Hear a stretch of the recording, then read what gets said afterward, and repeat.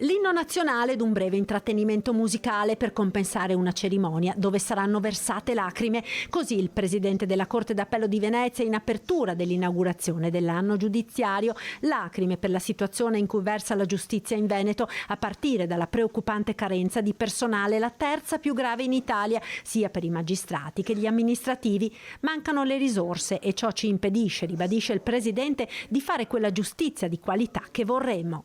E appare quindi curioso che tra coloro che dovrebbero dare le risorse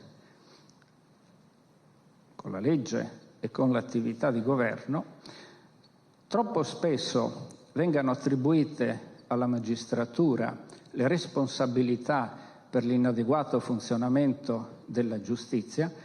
E gli effetti sono sotto gli occhi dei cittadini. Sono continuamente costretto a delle scelte impegnative che non spettano a me. Se non posso fare tutti i processi e qualcosa va in prescrizione, alla fine devo scegliere che cosa va in prescrizione. I dati sono preoccupanti, i reati sono in crescita e quando anche la singola voce è in calo, ad esempio terrorismo, non è certo per la diminuzione di quel tipo di reato.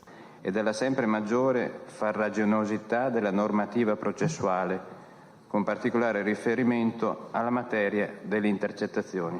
Rincara alla dose il presidente del Consiglio dell'Ordine degli Avvocati di Venezia. Abbiamo una situazione che non esito a definire drammatica con riferimento all'ufficio del giudice di pace, che è divenuto il luogo dove quotidianamente viene negata giustizia.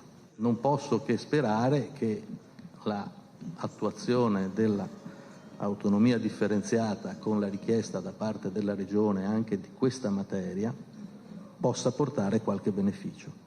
Guarda il bicchiere mezzo pieno il sottosegretario alla giustizia Andrea Ostellari, snocciolando i dati e gli accordi prossimi che porteranno nel giro di un paio d'anni all'incremento della pianta organica nei tribunali del Veneto, annunciando anche un importante appuntamento che si svolgerà a Venezia. Il contrasto al crimine organizzato transnazionale sarà tra gli argomenti centrali di un evento straordinario nell'agenda del G7 Giustizia in programma durante la presidenza italiana proprio qui a Venezia nel maggio di quest'anno.